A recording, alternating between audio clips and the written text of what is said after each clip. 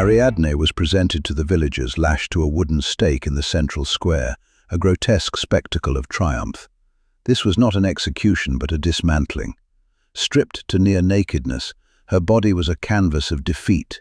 Livid bruises bloomed across her ribs and face, crude burn marks webbed her feet and legs, and dried blood matted the unfamiliar, brutal stubble of her shorn scalp. The invincible Akai Tsuki shinobi, the red moon spectre who moved like shadow and struck like lightning, was rendered utterly human, broken, exposed, and vulnerable. Athanatus's message was not of a rival's death, but of a legend's profound fragility.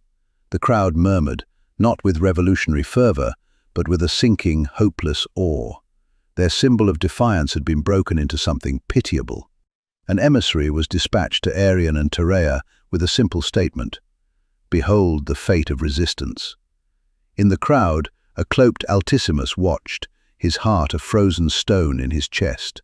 The sight of her, this violated, public ruin, struck him with a physical nausea. His mind flashed back to the burning forge, to the godlike figure who had emerged from his personal hell. "Become greater than that which you suffer." He had pledged his life to that figure, to the phoenix born of fire. Now he beheld the ashes. His pledge did not waver. It transformed from a debt into a crusade. She was left on the stake as dusk bled into night, guarded by 4 soldiers who joked and passed a flask, their eyes occasionally glancing at their prize with morbid curiosity. Under the cloak of a moonless night, Altissimus moved. For years he had studied her, not just her techniques but her essence, the way she used shadow as substance, the patience that preceded the strike, the absolute economy of motion. Now he applied those lessons. He was not a thunderclap of violence, but a spreading stain of silence. A sentry leaning against a wall felt a hand clamp over his mouth and the cold, precise kiss of a blade below his ear. Altissimus lowered him without a sound. The second guard, turning at a faint scuff, found his throat severed by a thrown knife before he could form a shout. The final 2 died back to back, one garroted from behind, the other disarmed with a brutal twist of his arm before a dagger found his heart. It was over in 6 silent, efficient heartbeats, a perfect shadow-born rescue, a homage paid in the only currency she had taught him, lethal grace. He rushed to the stake, his hands trembling not with fear, but with a furious, tender haste as he picked the locks on her manacles. She slumped forward and he caught her. Though every movement clearly brought agony, she stiffened in his arms, pushing weakly against him. A raw, prideful fire still flickered in her swollen eyes. She would not let him see her as needy.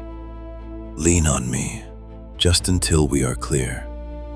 Together they navigated the fortress's treacherous corridors.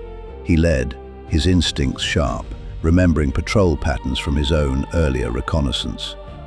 When they heard footsteps, he would pull her into alcoves, his body shielding hers, his hand over her mouth to stifle her pained breaths. They were not a warrior and a rescuer, but 2 shadows merging into one, fleeing the light.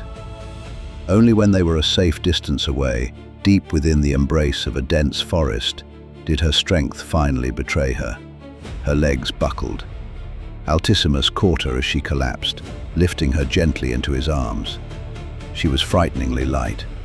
He carried her to the shelter of a rocky overhang, as carefully as if bearing the shattered pieces of a sacred relic. A black raven watched from atop a bough. The bird flew down and landed perfectly on her right shoulder. After they made eye contact, the raven suddenly spread its wings and was engulfed in flames so intense they consumed it utterly, until only ashes drifted down. On one bent knee, she reached for the pile. It was still warm. She spread the ash apart slightly. There, amongst the grey, a single ember pulsed with a deep, red light. The dream ember's imagined warmth bled into reality, the warmth of a real campfire. Her eyes fluttered open. "Good. You're awake. You should eat something and regain your strength. You have been through quite an ordeal." In the quiet aftermath, the weight of failure descended fully upon her. The invincible armor of her vengeance had been pierced, and what poured out was not rage, but a terrifying, hollow doubt. What I thought I was. Whoever that person was is no more. I have greatly overestimated myself. I strayed down a path of arrogance, and now fear has finally found me. It has made a home in the space where my certainty used to be. I see a world forged not in the fires of conquest, but in the discipline of purpose. A people dedicating themselves to deeds measured by honor, creating a peace beyond our current understanding. Fear does not make you less, Ariadne. It makes you real. You did not fight without courage. You fought against the impossible. And you lived. You will forever be my Fenikusu. But even a phoenix must first be reduced to embers before it can rise. I urge you now. Shake the very foundations of your old purpose. Rebuild. Find a reason to rise again that extends beyond vengeance. His words did not dismiss her failure, but placed it within a larger tapestry. She realized with a profound and weary clarity that her journey had only been one of demolition. The harder task, construction, remained.